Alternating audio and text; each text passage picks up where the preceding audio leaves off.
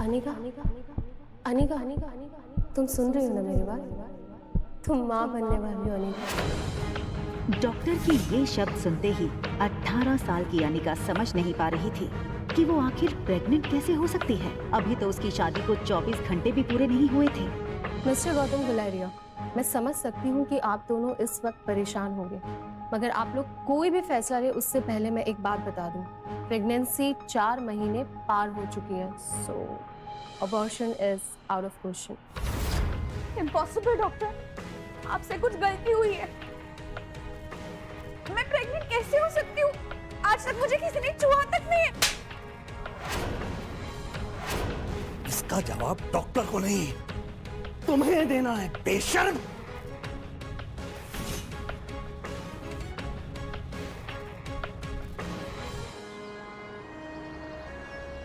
अक्सर कार की back seat पर बैठने वाले गौतम आज अनिका को पीछे बैठाकर खुद ड्राइवर के साथ वाली सीट पर बैठ गए थे, मानो ऐसा करके वो अनिका को अपनी नाराजगी जता रहे हों।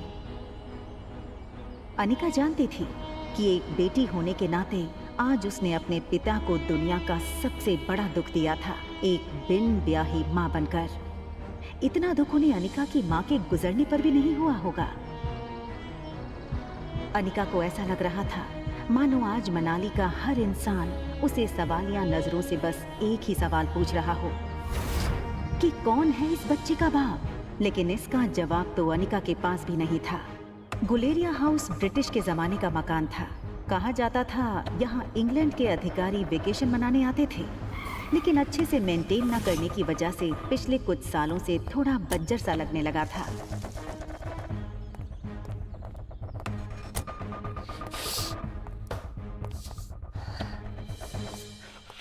अनिका कमजोर शरीर और भारी कदमों से गौतम के पीछे पीछे घर में दाखिल हुई। बिन माँ की पली बड़ी अनिका को आज सबसे ज्यादा जरूरत थी तो उसके पापा के इमोशनल सपोर्ट की। मुश्किल से एक मौका मिला था हमें हमारी जिंदगी फिर से बेहतर बनाने का। नसीब वाली थी तुम जो तुम्हारी डोगरा खानदान के इकलौते वारिस कुणाल डोगरा से शादी हुई थी। You know, कितने पावरफुल लोग हैं। मनाली का सबसे पावरफुल खानदान डोगराज। हमारे सारे कर्ज, पेंडिंग कोर्ट केस, हमारी हर तकलीफ से हमें बाहर निकाला था उन लोगों। लेकिन शादी के 24 घंटे में ही तुमने हमारी जिंदगी वापस से जहन्नुम बना दी। उन लोगों को अगर तुम्हारे इस कारनामे के बारे में पता चलेगा तो पता नहीं क्या होगा। और तुम्हारी छोटी बहन कामिनी, उससे कौन शादी करेगा? भले ही वो तुम्हारी सौतेली बहन हो, लेकिन तुम्हारे इस कारनामे की वजह से उसकी भी तो बदनामी होगी।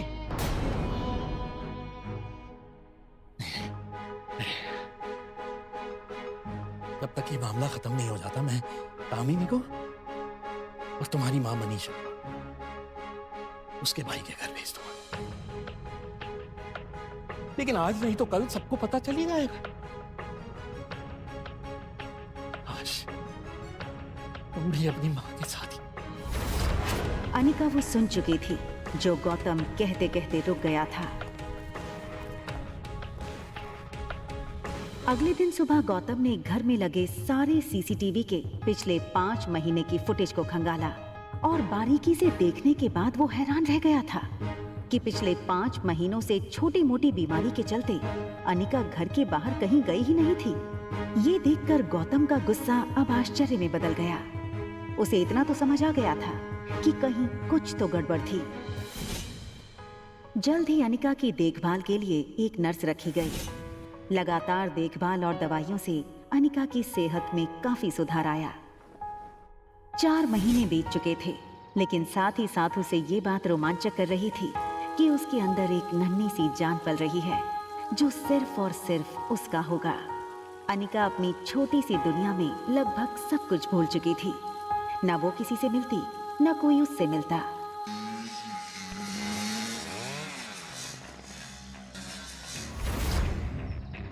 अनिका ने जैसे ही लड़की को देखा, उसकी धड़कन मानो डर और टेंशन से तेज हो गई। ये लड़का और कोई नहीं बल्कि अनिका का पति कुणाल डोगरा था।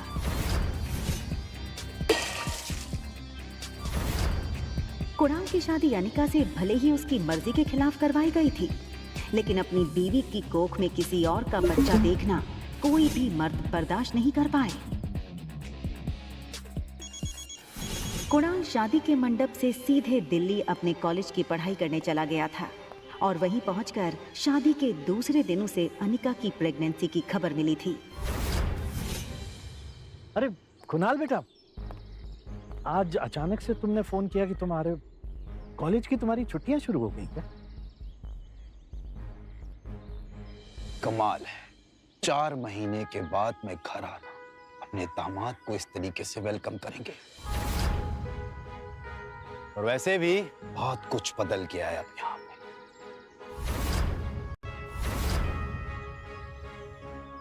आओ बेटा, अंदर चलकर बात कर। देखो कुणाल, अगर तुम इस शादी को तोड़ना चाहते हो तो मैं समझ सकता हूँ। तुम समझ सकते हो, लेकिन ये बात मेरे बुढ़े दादाजी नहीं समझ सकते। जबरदस्ती इस मोटी से मेरी शादी करा दी और अब वो चाहते हैं कि इसके इस पाप को मैं अपना नाम दे दूं। जब जब इसको देखता हूं ना, ऐसा लगता है कि ऐसे गुनाहों की सजा मिल रही है जो गुनाह मैंने कभी किए ही नहीं। देखो इस बेशरम को कैसे खड़ी है। शादी के फेरे लेते वक्त किसी और का पाप लेकर के खड़ी थी पेट में। क्या लगता है तुझे, तेरे इस पाप को मैं अपना नाम दूंगा? कुणाल डोगरा का नाम मिलेगा इसको, सोचना भी मत। पता नहीं किस गटर का कीड़ा है ये। मैं इस शादी को नहीं मानती। ये सुनकर कुणाल और गौतम दोनों ही शॉक थे। देखो बेटा, इस वक्त अनिका की तबीयत ठीक नहीं है, इसकी बातों पर ध्यान मत दो। और रहा सवाल इस बच्चे का, तो उसके पैदा होते ही उसे अनिका से हमेशा के लिए दूर कर दिया जाएगा, मेरा यकीन कर।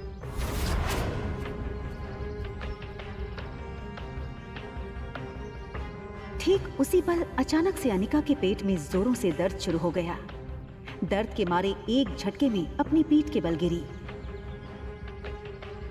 अनिका, मम्मा मम्मा मम्मा, प्लेन लैंड होने वाला है। देखते ही देखते आज 6 साल बीत चुके थे और सामने थी उसकी 6 साल की बेटी रिया। रिया का मासूम चेहरा और उसकी खूबसूरत कत्थई आंखें देखकर अनिका की जान में जान आई। मम्मा, क्या हम पापा को ढूंढने जा रहे हैं मनाली? मैंने कितनी बार कहा है तुमसे, तुम्हारे पापा नहीं है। कम ऑन मम्मा, हमारे तो टीचर सिखाते हैं कि सब बच्चों के मॉम एंड डैड होते हैं। तो क्या मैं गेमिंग वर्ल्ड से आई हूँ, या फिर मैं किसी जादू करके हेड से बाहर निकली हूँ? आबरा का डाबरा, रिया बाहर आजा। तो मनाली में मेरा भाई मिलेगा क्या? रिया का ये सवाल सुनकर अनिका गहरी सोच में डूब गई थी। उसे याद आ गया कि कैसे 6 साल पहले उसने मनाली के हॉस्पिटल में जुड़वा बच्चों को जन्म दिया था। अनिका के पापा गौतम की कद काठी के एक आदमी ने उससे उसके दोनों बच्चों को छीनने की कोशिश की थी। कमजोर अनिका ने बड़ी हिम्मत से उस आदमी को रोकने की कोशिश की और उसका सामना कर रिया को तो बचा लिया, मगर अफसोस कि वो अपने बेटे को नहीं बचा पाई और वो आदमी अंधेरे में उसके बेटे को लेकर भाग गया था। और इसी वजह से अनिका की मौसी उसे बचाकर बेंगलुरु ले आई थी, जहां अनिका का इलाज भी हुआ था।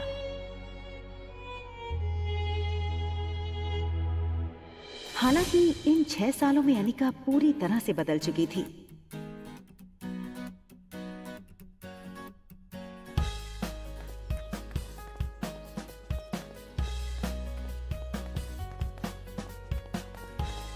हार्मोनल इम्बैलेंस की वजह से फूला हुआ उसका शरीर अब एकदम ही से नॉर्मल हो चुका था।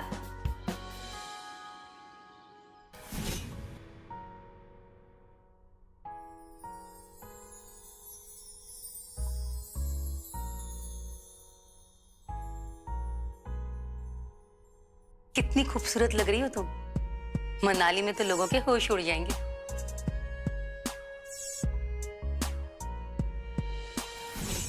फ्लाइट अटेंडेंट हो या फ्लाइट के अन्य यात्री, सब लोग आते जाते अनिका पे एक नजर जरूर डालते, और डालते भी क्यों नहीं।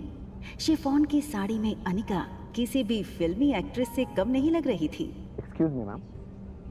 Is there anything I can bring for you?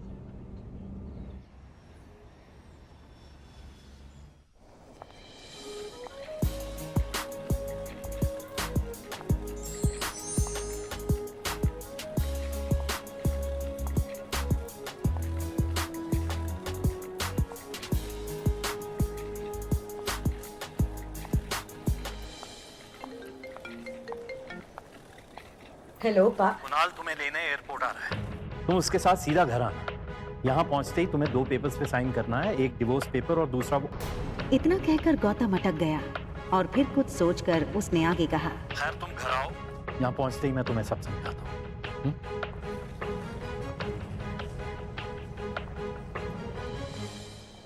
इन 6 सालों में कुणाल भी काफी बदल चुका था। अब वो एक कॉलेज स्टूडेंट नहीं रहा था, बल्कि एक बिजनेसमैन था। आज तक इस दुनिया में किसी भी इंसान को अपने डिवोर्स पे इतनी खुशी नहीं हुई होगी जितनी खुशी मुझे हो रही है आज।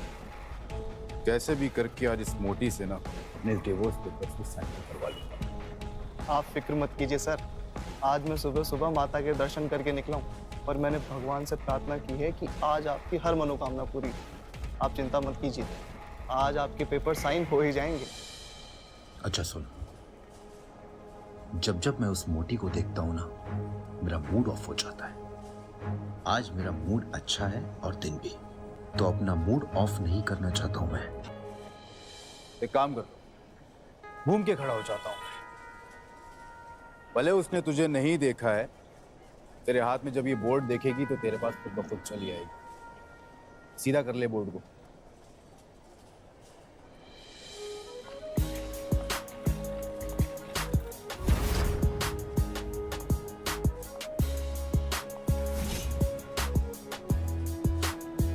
कुणाल ने एयरपोर्ट से बाहर आते हुए एक लड़की को देखा और फिर देखता ही रह गया। कुणाल बिना वक्त गवाए इस लड़की के सामने आकर खड़ा हो गया।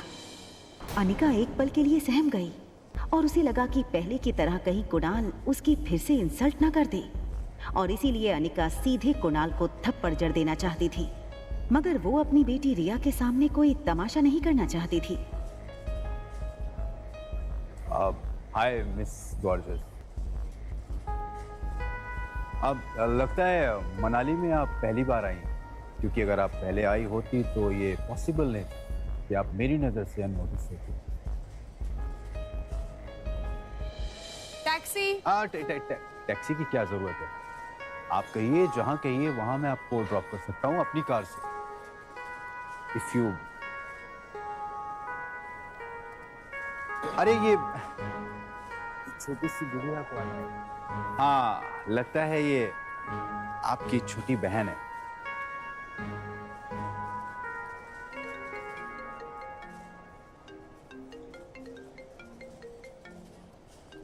हाँ, क्या तुम्हें अनिका दिखी बेटा? ना दिखने के लिए आपकी बेटी कोई सुई तो है नहीं जो वो दिखेगी नहीं। जब आएगी तो फिर वही तो दिखेगी, या ये कहूं कि जब वो आएगी तो उसके पीछे के लोग भी नहीं दिखेंगे। तो दिखेगी तो बता दूंगा। रखिए। टैक्सी।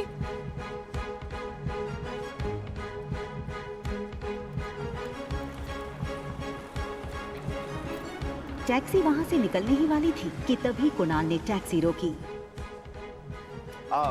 मैम, अगर आप बेंगलुरु की फ्लाइट लेकर के आ रही हैं तो क्या आपने उस फ्लाइट में एक बहुत ही भद्दी और मोटी लड़की को देखा क्या?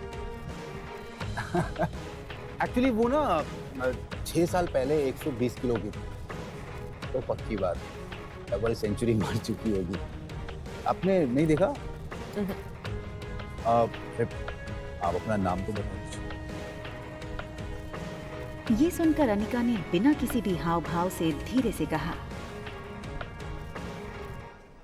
अनिका गुलेरिया।